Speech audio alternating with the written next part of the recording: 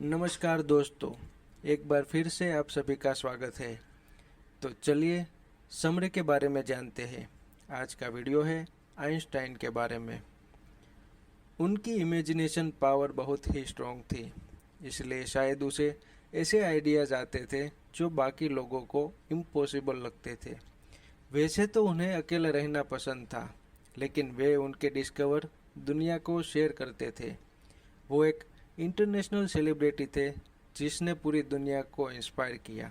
Albert Einstein एक German में जन्मे भौतिक विज्ञानी थे जिन्होंने सापेक्षता के विशेष और सामान्य सिद्धांतों को विकसित किया और फोटोइलेक्ट्रिक प्रभाव की व्याख्या के लिए 1921 में भौतिकी के लिए नोबेल पुरस्कार जीता।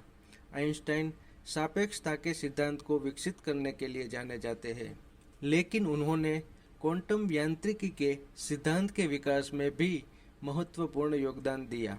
उनका काम विज्ञान के दर्शन पर इसके प्रभाव के लिए भी जाना जाता है। उन्हें सैद्धांतिक भौतिकी में उनकी सेवाओं के मिल और विशेष रूप से फोटोइलेक्ट्रिक प्रभाव के कानून की खोज के लिए भौतिकी में 1921 का नोबेल पुरस्कार मिला। आइंस्टाइन को आमतौर पर 20वीं सदी का सबसे प्रभावशाली भौतिक विज्ञानी माना जाता है। आइंस्टाइन जितने महान वैज्ञानिक थे, उनका पहनावा उतना ही साधारण था। काम असाधारण, सिर पर बड़े बड़े बाल, बदन पर घिसी हुई चमड़े की जैकेट, बिना सस्पेंडर की पतलून, पाँव में बिना मोजों के जूते, खोलते समय न उन्हें ढीला करना पड़े और न पहनते समय उन्हें कसना पड़े। एक ऐसे शख्स जिन्हें देखकर कभी नहीं लगता था कि यही वह महान वैज्ञानिक है जिसने विश्व को क्रांतिकारी सिद्धांत दिए हैं, जिसे विश्व पूरा सम्मान देता है। नोबेल पुरस्कार भी उसके कामों के सम्मुख बोना पड़ता है। यह महान व्यक्ति और कोई नहीं, विश्व प्रसिद्ध वैज्ञानिक अल्बर्ट आइंस्टाइन थे। अल्बर्ट आइंस्टाइन का जन्म 14 मार्च 1879 को जर्मनी के एक यहूदी परिवार में हुआ था, जिसके पिता हर्मन आइंस्टाइन और माता पोलिन आइंस्टाइन थी।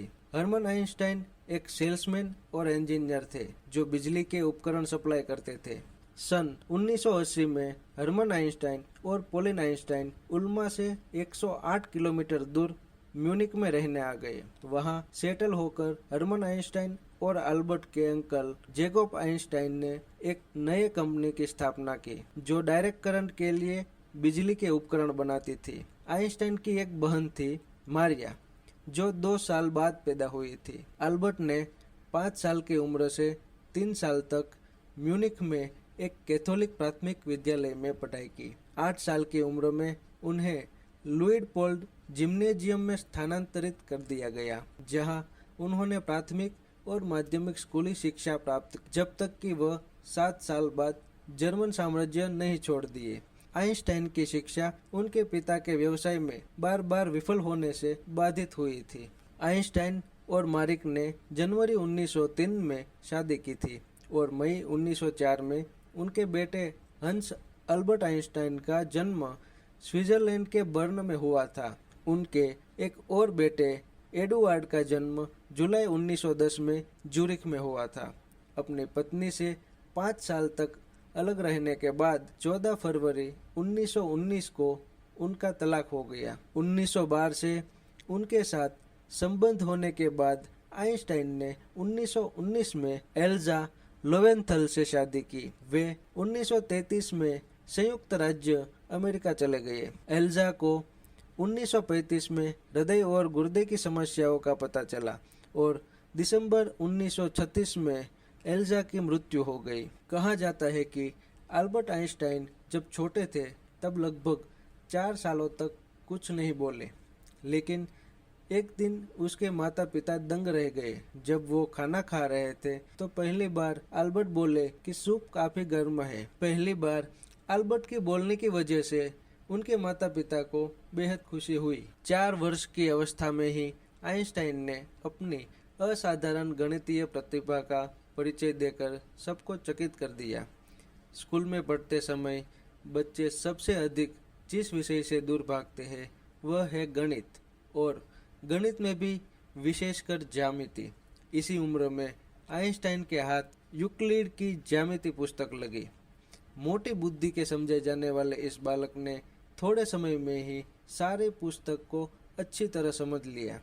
ज्यामिति में गणितीय सत्य की जो प्रामाणिकता पाई जाती है उसके प्रति आइंस्टाइन विशेष रूप में आकर्षित हुए। बाद में चलकर उन्होंने विज्ञान के क्षेत्र में जो सब अनुसंधान किए उनमें यही प्रामाणिकता पाई जाती है। उनको कुछ समय के लिए एक स्कूल में शिक्षक का काम मिला।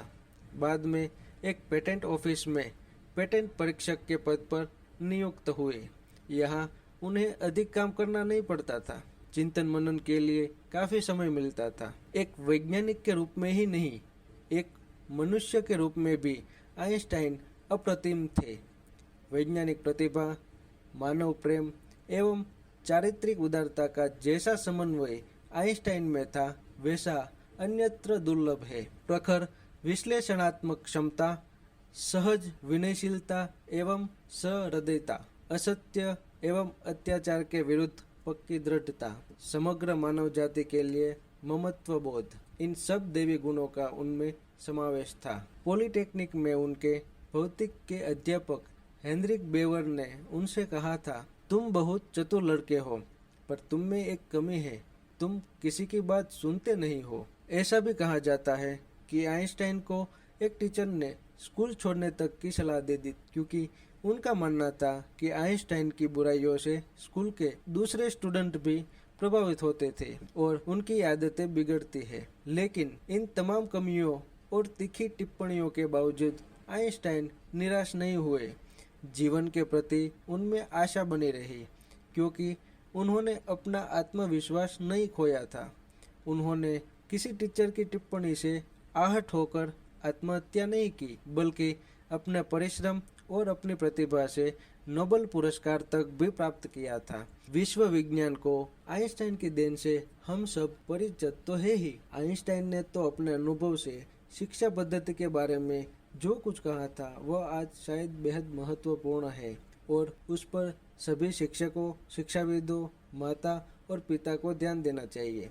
वह कहते थे, मैं इस अवधारणा का विरोध करना चाहता हूँ कि स्कूलों को उस विशेष ज्ञान और कौशल की सीधी शिक्षा देनी चाहिए जिसका उपयोग व्यक्ति बाद में करता है। इसके अलावा मुझे यह बात बेहद आपत्तिजनक लगती है कि व्यक्ति के साथ निर्जीव उपकरण जैसा व्यवहार किया जाता है।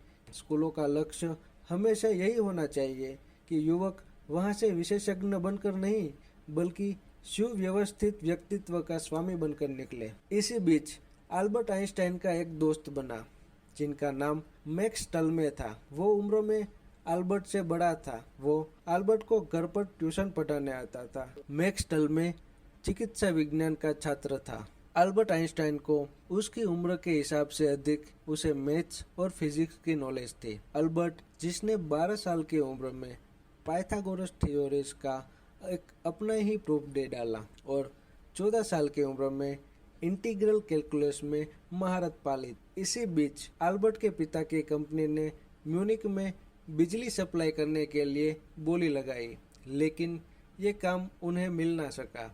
उस समय उसके पास इतने पैसे भी नहीं थे कि वे डायरेक्ट करंट के उपकरणों को अल्टरनेटिव करंट में बदल सके। इसी कारण उनकी कंपनी को बहुत भारी नुकसान झेलना पड़ा। नौबत यहाँ तक आई कि उन्हें ये कंपनी को बंद भी करना पड़ा। अब उनके पास कोई पैसे का सोर्स नहीं था, इसलिए नए व्यापार की तलाश में अल्बर्ट आइंस्टाइन के परिवार को म्यूनिक छोड़ना पड़ा। बाद में वो इटली के शहर मिलान शिफ्ट हो गए। सरकारी पेटेंट ऑफिस में काम करते हुए उन्होंने आपेक्षिकतावाद के संबंध में शोध करना प्रारंभ किया। इस विषय में उनका पहला शोध पत्र 1905 में विशेष मतवाद यानी स्पेशल थ्योरी नाम से प्रकाशित हुआ। 1908 में बर्न में उन्हें अध्यापक का एक पद मिला। दूसरे साल वे अध्यापन करने के लिए जूरिच चले गए। इसी समय एक विज्ञान सम्मेलन में उनका भाषण हुआ। 1912 में फिर जूरिच लौट आए। 1913 में जर्मनी के सुप्रसिद्ध विज्ञानी नेस्ट और प्लेक के प्रयासों से वापस जर्मनी लौट आए। वहां वे बर्लिन विश्वविद्यालय में पदार्थ विज्ञान के अध्यापक तथा रिसर्च लैब के अध्यक्ष नियुक्त हुए। 1916 में आपेक्षिकतावाद के संबंध में उनके अनुसंधान का दूसरा खंड प्रकाशित हुआ। प्रथम विश्व युद्ध में आइंस्टाइन के जीवन में 3 बड़ी घटनाएं घटित हुई। पहली घटना यह थी कि 62 जर्मन बुद्धिजीवियों ने एक घोषणा पत्र प्रकाशित करके जर्मन संस्कृति एवं जर्मन सामरिकता के एकत्व का समर्थन किया था। आइंस्टाइन ने इस घोषणा पत्र पर हस्ताक्षर नहीं किया। दूसरी घटना थी कि आइंस्टाइन का पुनर्विवाह और तीसरी घटना थी कि 1916 में सापेक्षता के सिद्धांत के दूसरे भाग यानी जनरल थ्योरी का प्रकाशन। इस सिद्धांत के प्रमाणिक हो जाने पर आइंस्टाइन एक श्रेष्ठ वैज्ञानिक के रूप में गिने जाने लगे। 1922 में उन्हें पदार्थ विज्ञान में महत्वपूर्ण अनुसंधान के लिए नोबेल पुरस्कार मिला। पुरस्कार में उन्हें जो धन मिला उसे उन्होंने विभिन्न संस्थाओं को दान कर दिया। वे केवल एक विश्व प्रसिद्ध वैज्ञानिक के रूप में ही परिचित नहीं हुए, बल्कि उनके इस आविष्कार का पदार्थ विज्ञान एवं ज्योतिर्विज्ञान पर अहम प्रभाव पड़ा। दोनों ही क्षेत्रों में उनके सिद्धांत का व्यापक रूप में प्रयोग होने लगा। सापेक्षता एक अत्यंत जटिल विषय समझा जाता है। सापेक्षता के आविष्कार से पहले तक किसी वस्तु के परिमाप के लिए मौलिक विचार उसकी लंबाई, चौड़ाई और ऊंचाई इन 3 तक ही सीमित समझा जाता था, लेकिन आइंस्टाइन ने इसे भूल माना। उन्होंने बताया कि इस परिमाप में काल का हिसाब करना भी आवश्यक है और इसे सिद्ध करके दिखा भी दिया। सापेक्षता के आविष्कार से पहले अधिकांश वैज्ञानिक यह समझते थे कि पदार्थ विज्ञान के संबंध में जो सब तत्व जानने लायक थे वे सब जाने जा चुके। अब कोई ऐसा तत्व नहीं रह गया जो अज्ञान हो, किंतु उनकी यह धारणा गलत सिद्ध हुई। आधुनिक काल में पदार्थ विज्ञान के क्षेत्र में जो प्रगति हुई है उसके मूल में आइंस्टाइन का सापेक्षता का सिद्धांत ही है। आइंस्टाइन ने इसमें दिखाया है कि गति मात्र एक आपेक्षिक है, निरपेक्ष गति जैसी कोई चीज नहीं है और न इसका निर्णय करने का कोई उपाय है। आइंस्टाइन बहुत बड़े वैज्ञानिक एवं गणितज्ञ थे, किंतु इसके साथ ही वे बहुत बड़े मानवतावादी भी थे। पराधीन एवं पीड़ित जातियों की स्वाधीनता का उन्होंने खुलकर समर्थन किया। विज्ञान एवं वैज्ञानिक सभ्यता संस्कृति के समर्थक होते हुए भी उन्होंने मनुष्य की आत्मा की और उसके अंतर्निहित सौंदर्य बोध की उन्होंने कभी उपेक्षा नहीं की। अल्बर्ट आइंस्टाइन के पहले वैज्ञानिकों का मानना था कि स्पेस और समय अलग अलग है, दोनों स्वतंत्र रूप से मौजूद है, इसलिए स्पेस में हुआ कोई भी बदलाव समय को प्रभावित नहीं करेगा। लेकिन ये बातें अल्बर्ट आइंस्टाइन को सही नहीं लगी। उनका मानना था कि स्पेस और समय अलग अलग नहीं है, ये एक ही है। उदाहरण के लिए यदि आप किसी से मिलने के लिए कहते हो, उसे जगह यानी स्पेस और समय यानी कब मिलना है ये आप दोनों बताते हो। मतलब जब स्पेस और समय मिलते हैं तभी कोई इवेंट बनता है। आइंस्टाइन ने समय को चौथा आयाम कहा। अल्बर्ट आइंस्टाइन ने सदा विज्ञान का दुरुपयोग कर हथियार बनाने और जंग का विरोध किया। अल्बर्ट आइंस्टाइन को भूलने की बीमारी भी थी। एक बार वो ट्रेन में सफर कर रहे थे, तभी वहाँ टीटी आ गया, लेकिन अल्बर्ट आइंस्टाइन का टिकट कहीं गिर गया था। वो ढूंढने लगे, तभी टीटी बोला, सर मैं जानता हूँ आपने टिकट लिया होगा, आप उसे मत ढूंढिए। लेकिन आइंस्टाइन बोले, आपकी बात सही है, पर मुझे ये देखना है कि मैं जा कहाँ रहा हूँ। अल्बर्ट आइंस्टाइन को रटने वाला एजुकेशन सिस्टम बिल्कुल पसंद नहीं था। उन्होंने अपने जीवन में लगभग विज्ञान के हर क्षेत्र में अपना योगदान दिया। उसको 20वीं सदी का सबसे महान वैज्ञानिक माना जाता है। आइंस्टाइन महात्मा गांधी से बहुत प्रभावित थे, जिनके साथ उन्होंने लिखित पत्रों का आदान प्रदान भी किया। उन्होंने महात्मा गांधी को आने वाली पीढ़ियों के लिए एक रोल मॉडल के रूप में वर्णित किया। पदार्थ और ऊर्जा के संबंध पर आइंस्टाइन ने 1905 में एक समीकरण दिया, E=mc²। इस समीकरण ने सुझाव दिया कि पदार्थ के छोटे कणों को बड़ी मात्रा में ऊर्जा में परिवर्तित किया जा सकता है। एक ऐसी खोज जिसने परमाणु शक्ति की शुरुआत की। अल्बर्ट आइंस्टाइन को अंतिम वक्त में काफी दर्द हुआ और आंतरिक रक्तस्राव शुरू हो गई थी।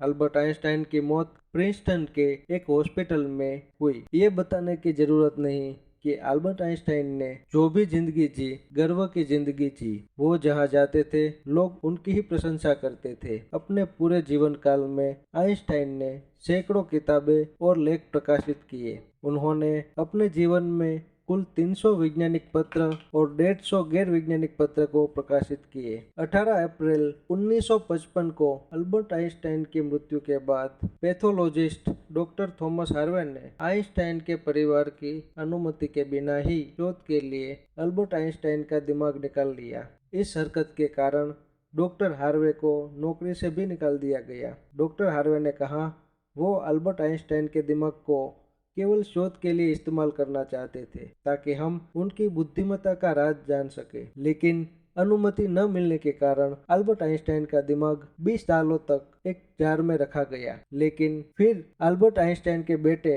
हंस आइंस्टाइन से अनुमति मिलने के बाद उन्होंने दिमाग के 256 टुकड़े कर बड़े बड़े शोधकर्ताओं के पास भेज दिया। कुछ रिसर्च ये कहती है कि उनके दिमाग में ग्लियल सेल की मात्रा शायद अधिक थी, जो याद रखने और कुछ सीखने में एक बहुत बड़ा योगदान देता है, और इसी एरिया में आम मस्तिष्क के मुकाबले ज्यादा न्यूरॉन्स थे। उम्मीद करते हैं आपको हमारा आज का यह वीडियो अच्छा लगा होगा।